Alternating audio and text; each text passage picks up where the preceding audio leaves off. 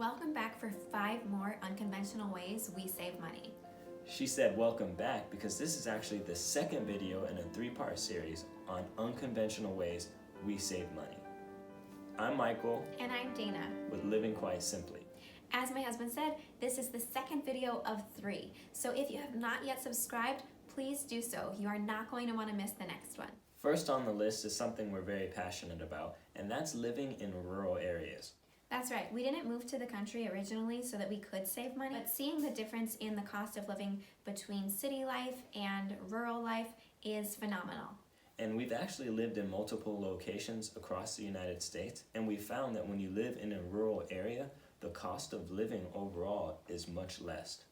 Second on the list is homesteading. That's something that we're also very passionate about. Having our own garden, having our own chickens, our own goats. We've had cows in the past. Canning, dehydrating. These are all things that you can do on a homestead, and they save a lot of money. Besides the savings, we believe that the products that we're getting off of the homestead are at a much higher quality that you probably can't even really pay for at the store. And if you do, you're going to be paying top dollar. So that's how we make the comparison and the difference between saving and not saving when you're getting things from your homestead. Gardening has to be one of the funnest things. I mean, you just plant seeds into the ground and you go out regularly and check them and see when they've started growing, and it is so much fun, the whole process until you're eating it. Every step of the way is so exciting, and it's really a miracle every time that these seeds sprout and grow.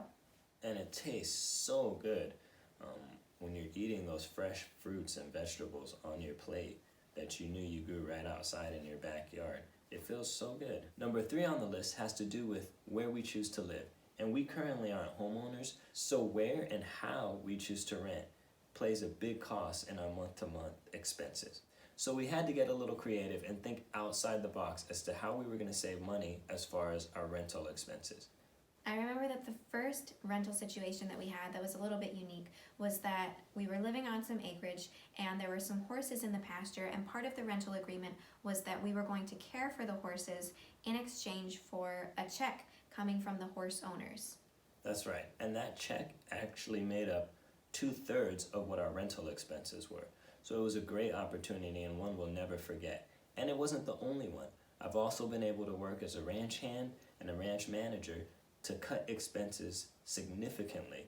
Obviously, you want to use discretion. There could be people who try to take advantage of you in a situation like this, but this is something that we have done prayerfully, and every time that we've done it, it has worked out great. That's right. Number 4 is heating with wood. Yes, continuing in the theme of rural living, one of the great options we've had in living outside of the city is being able to heat with wood, and this cuts our heating expenses significantly. Not only do we save a lot of money in heating with wood, it is such a fun experience. One of my favorite times of the whole entire year is us stacking wood together as a family. That's right. One of my favorite is actually cutting, bucking, splitting, stacking the wood as well. There's so much work that goes into it, but it's a great family bonding time. Not only that, it really gives you such a level of self-sustainability, of independence when you are heating with wood. I can't emphasize that enough. We've lived in different locations where our power has been out for days on end, sometimes over a week. And if we didn't have that wood stove, we would have been stuck. Number 5 on the list is no car payments, no credit cards, and no consumer debts. Now, we did say in our first video that we have a lot of student loan debt. That was a decision that we made when we were young and stupid, and we really didn't know any better. Ouch. It's true. We can speak on this from the bottom of our heart because we have suffered the results of student loan debt, and it has turned us off entirely from wanting to enter into any other type of debt whatsoever. And that's just a decision that we've made. But in that, we've saved a lot of money. I remember when my husband and I were dating and we were talking about our futures. That was something that we did a lot. And he told me that he would never have a car payment. And I thought that there was such wisdom in that. Interestingly, we were both getting into student loan debt as we were having this discussion. But that is something that we have really stuck to, is we have never had a car payment, and we will never have a car payment. And I know that there's some people who say, well, you have to have a car payment.